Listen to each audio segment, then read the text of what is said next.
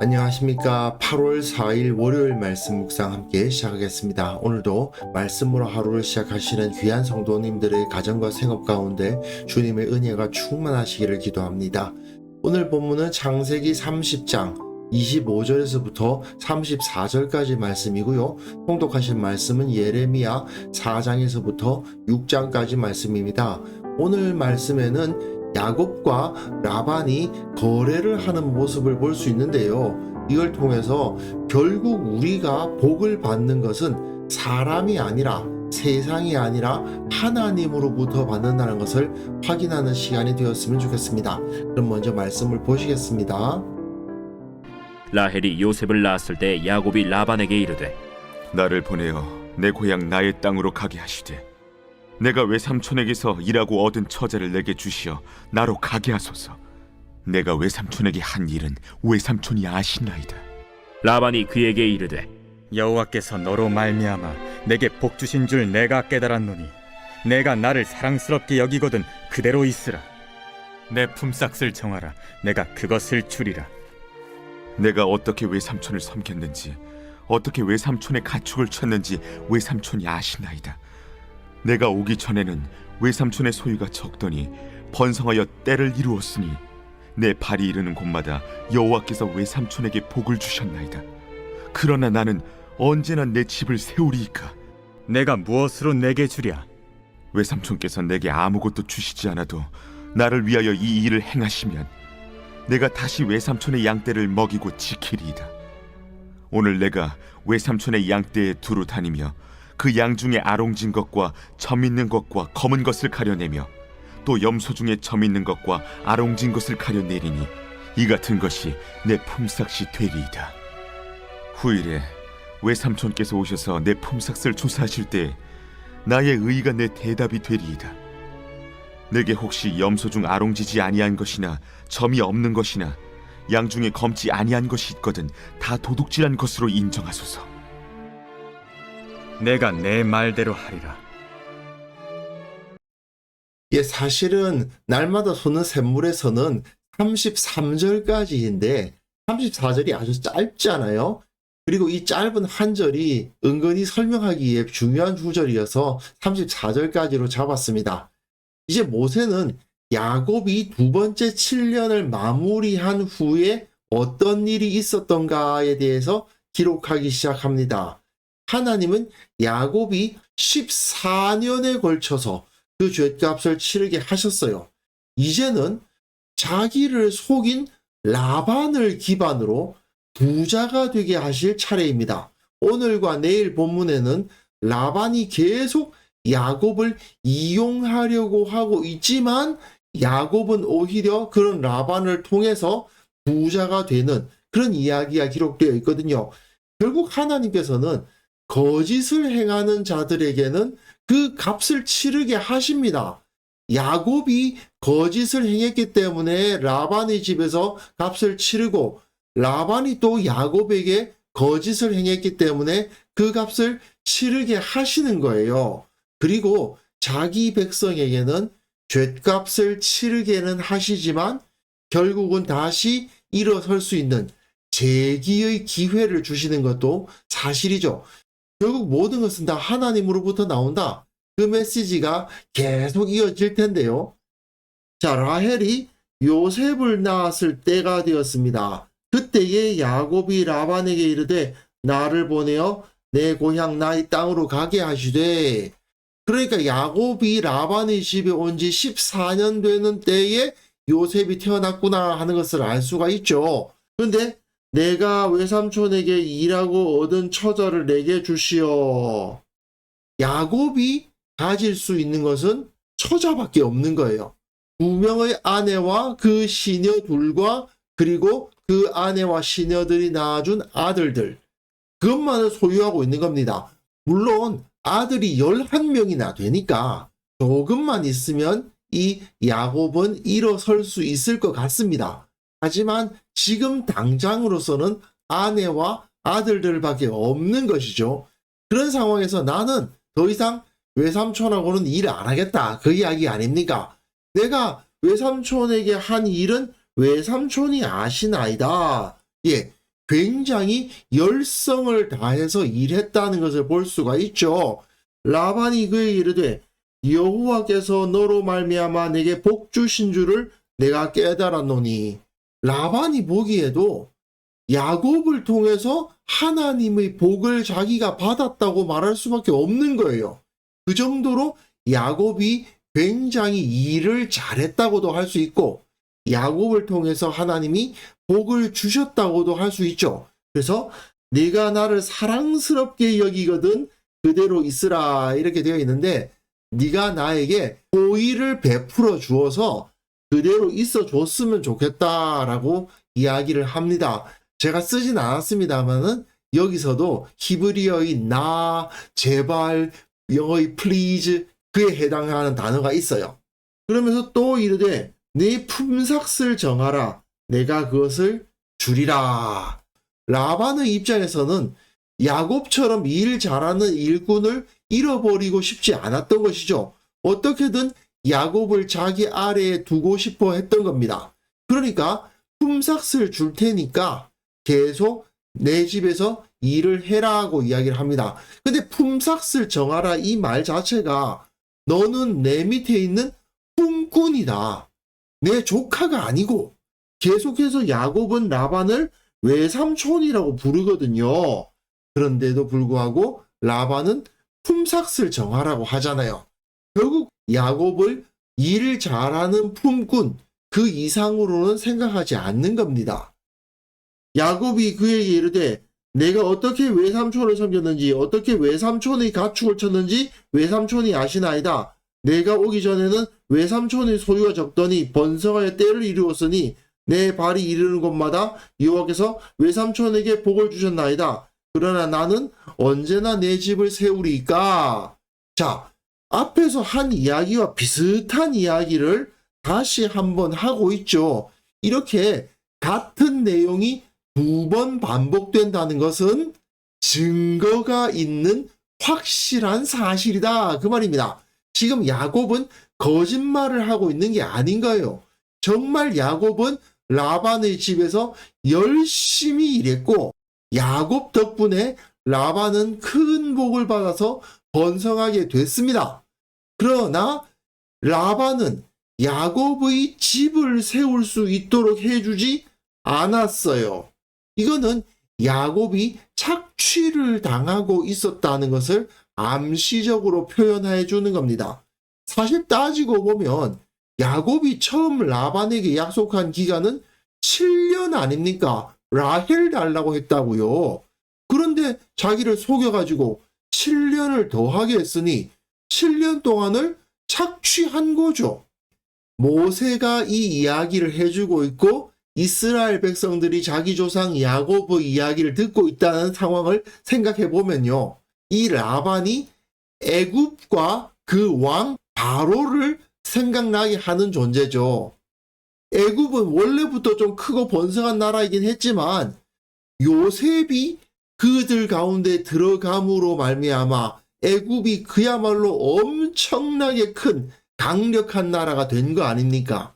그런데 시간이 지나서 애굽의 왕 바로는 이스라엘을 노예로 삼았고 모세가 우리가 나가게 해달라 했는데 그걸 거부하고 이스라엘이 떠나지 못하게 하려고 막 붙잡죠. 라반의 모습과 굉장히 비슷하죠.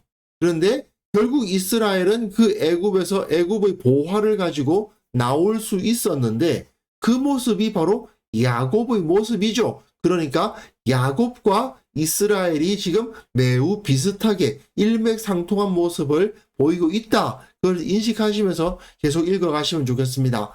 야곱이 이르되 외삼촌께서 내게 아무것도 주시지 않아도 나를 위하여 이 일을 행하시면 내가 다시 외삼촌의 양떼를 먹이고 지키리이다. 자, 여기서 외삼촌께서 내게 아무것도 주시지 않아도 이 말은 내게 복을 주는 이는 외삼촌 당신이 아니고 하나님이시다 하는 것을 이미 야곱이 고백하고 있는 것이라고 봐야 돼요. 이후에 밝혀지겠습니다마는 야곱이 꿈을 꿔서 하나님께서 지시하신 바를 따르고 있는 거죠. 외삼촌 라반에게 가서 이렇게 해라 하고 환상을 보여주시지 않았습니까? 그거대로 지금 야곱은 말하고 있는 겁니다. 나를 위하여 이 일을 행하시면 내가 다시 외삼촌의 양떼를 먹이고 지키리다. 지금까지 내가 너무나도 잘해오는 거 보셨죠? 이대로 그대로 하겠습니다. 단 오늘 내가 이 외삼촌의 양떼에 두루 다니며 그 양 중에서 아롱진 것과 점 있는 것과 검은 것을 가려내며 또 염소 중에 점 있는 것과 아롱진 것을 가려내리니 이 같은 것이 내 품삯이 되리이다. 아롱지다라는 것이 무슨 뜻인지 모르시는 분들이 있으실 것 같은데요. 작은 점들이 촘촘히 있다든지 줄무늬가 있다든지 그런 것을 아롱지다고 합니다. 그리고 점이 있거나 검은 것 이런 것들을 내 것으로 삼고 또 염소는 다 검거든요. 그렇기 때문에 염소 중에서 특별하게 점이 있다거나 아니면 거기에 무늬가 있는 아롱진 것이 있으면 그것을 내 것으로 하겠다. 그것을 내 품삯으로 삼겠다라고 말을 하고 있습니다. 근데 이게 굉장히 흔하지 않은 경우거든요. 몇 년 전 뉴스인지는 잘 모르겠는데 이런 뉴스가 CTS에서 나온 적이 있었거든요. 이스라엘에서 자취를 감춘 야곱의 양이 어떤 양들이냐? 이렇게 점박이 무늬가 있고 이런 것들인 거예요. 즉 지금도 이런 양들이나 염소가 흔하지가 않은 겁니다.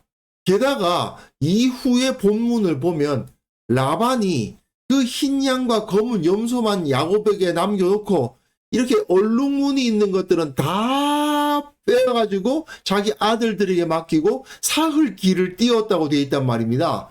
원래부터 많이 태어나지 않는 것들인데 라반이 거기서 다시 그런 것들을 다 분리시켜가지고 자기 아들들에게 맡겨버렸으니 야곱이 이러한 것들을 얻을 수 있을 거라고 생각하기는 쉽지가 않은 겁니다. 하지만 야곱은 굉장히 자신이 있죠.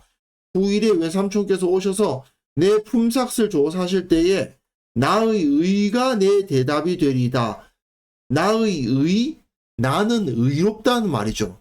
외삼촌은 어떻다고요? 의롭지 않다는 뜻이에요. 왜냐? 외삼촌이 자기를 속여서 7년 동안 더 일을 시킨 거 아니에요. 하지만 야곱은 나는 외삼촌에게는 의롭게 행하겠다 그 말을 하는 겁니다. 그래서 내게 혹시 염소 중 아롱지지 아니한 것이나 점이 없는 것이나 양 중에 검지 아니한 것이 있거든 다 도둑질한 것으로 인정하소서. 이건 뭐 이게 네 거냐 내 거냐 할 이유가 없는 거죠. 눈에 확 띄니까요. 아 이거는 아롱지고 점이 있네. 그러니까 이건 야곱 거. 대부분 그렇지만 하얀 거는 라반 거. 그렇게 구분이 쉽게 되지 않습니까? 그러니까 나는 모든 것을 다 투명하게 다 밝히겠다. 나는 외삼촌을 속이지 않는다. 라고 말하면서 나는 분명하게 이렇게 계약대로 하겠다라고 말을 하고 있는 겁니다. 그런데 이때 라반이 이르되 내가 내 말대로 하리라 하고 그것을 받아들이는 것을 볼 수 있어요. 만약에 라반이 조금이라도 의로운 자였다면 이런 야곱의 제안을 거절하고 일반 수준의 대가를 삭수로 주겠다고 했어야 했습니다. 일반적인 수준은 고증을 해보면 10분의 1이나 좀 후한 경우는 5분의 1 정도의 새끼들을 주었다고 해요. 그냥 새롭게 새끼들이 태어나면 새끼들이 10마리가 태어나면 1마리나 2마리를 그 목자에게 주는 거예요.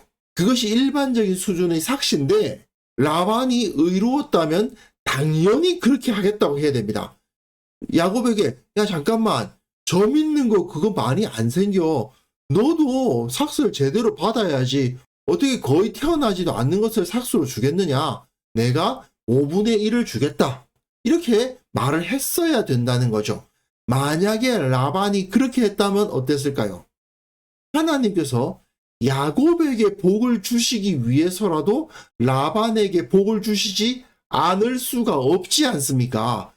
야곱을 큰 부자로 만들어주기 위해서는 라반을 야곱의 4배의 부자가 되게 해 주셔야 되었겠죠. 그러면 라반도 큰 복을 받고 야곱도 큰 복을 받을 수 있었을 겁니다. 하지만 라반은 그렇게 생각하지 않죠. 이 야곱을 부려먹을 생각만 하지 야곱을 위해서 뭔가를 베풀어 줄 생각은 전혀 하고 있지 않았습니다. 결국 라반은 이후에는 야곱을 통해서 이익을 전혀 보지 못하고 야곱만 큰 부자가 되죠. 오늘 본문을 통해서 우리는 이 복이 어떻게 흘러가게 되는가를 확인할 수 있습니다. 복의 근원은 하나님이십니다. 그리고 하나님의 사람은 그 복의 통로가 됩니다. 라반이 재산이 늘어서 큰 부자가 된 것도 하나님께서 야곱을 통해서 복을 주셨기 때문이었고, 이후 라반이 그 복을 잃어버린 이유도 야곱에게 선하게 대하지 않았기 때문이죠. 야곱이 복을 받아 누리는 방법은 무엇이었습니까? 오직 하나님만을 바라보고 하나님께서 보여주신 대로 순종하고 의롭게, 나의 의라고 말하고 있잖아요. 의롭게 행동하는 것이었습니다. 예전에 아버지 속여가지고 축복기도 받아봤지만 그것이 복받는 길이 아니었어요. 하나님 앞에서 정직하게 살아가는 것이 복받는 길이었습니다. 그리고 하나님께서 주신 환상을 보고 그대로 따랐습니다. 어떻게 보면 야곱에겐 매우 모험적인 일이었지만 그는 하나님께서 보여주신 것에 순종했습니다. 이거는 우리에게 적용하면 이 세상에서 우리가 하나님의 말씀대로 살아간다는 것이 모험적일 수 있으나, 그러나 하나님께서 우리에게 그것을 보여주셨기에 나는 그것에 순종한다, 의롭게 살아간다.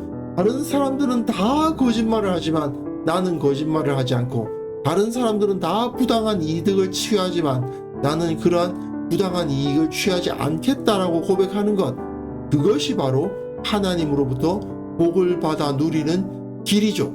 근데 세상은 우리에게 계속해서 선한 길을 선택하면 번영할 수가 없다, 하나님을 섬겨봤자 잘 살 수 없다, 그런 거짓말을 하죠. 하지만 우리는 하나님께서 지금도 통치하고 계심을 믿는 사람들 아닙니까? 내가 만나는 사람이나 내가 일하는 직장을 통해서 내가 복을 얻는 것이 아니고 살아계신 하나님께서 나를 번영하게 하시고 나를 행복하게 하시고 나에게 생명을 주십니다. 이 사실을 우리가 절대로 의심하지 않고 믿음으로 살아갈 수 있어야겠습니다.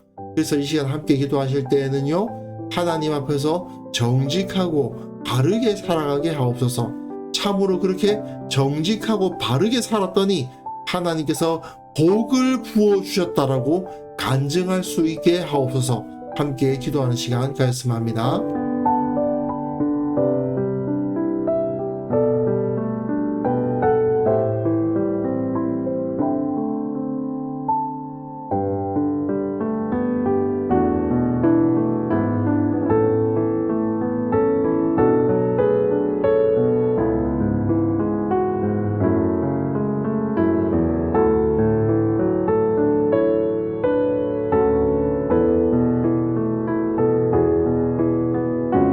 하나님 아버지, 주님의 뜻을 따라서 바르고 정직하게 살아가게 하옵소서. 그것이 진정한 복된 길임을 확신하면서 의심하지 않고 걸어가는 자가 되게 하여 주옵소서. 정말 내가 주님의 뜻대로 살았더니, 주님의 말씀대로 살았더니 이렇게 복을 주셨다, 이렇게 내가 살게 하셨다, 이렇게 번성하게 하셨다 간증할 수 있는 그러한 삶을 우리가 경험하게 하여 주옵소서. 아버지께서 실로 살아계시오니 야곱에게 주셨던 그 번성하는 복을 우리에게도 허락하여 주옵소서. 한국 교회를 위해서 기도합니다.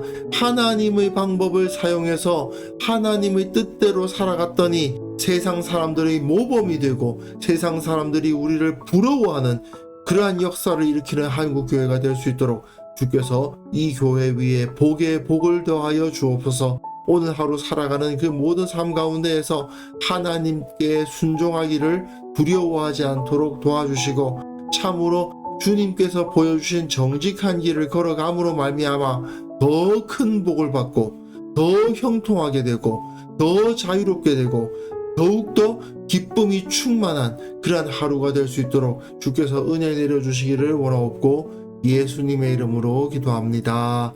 아멘.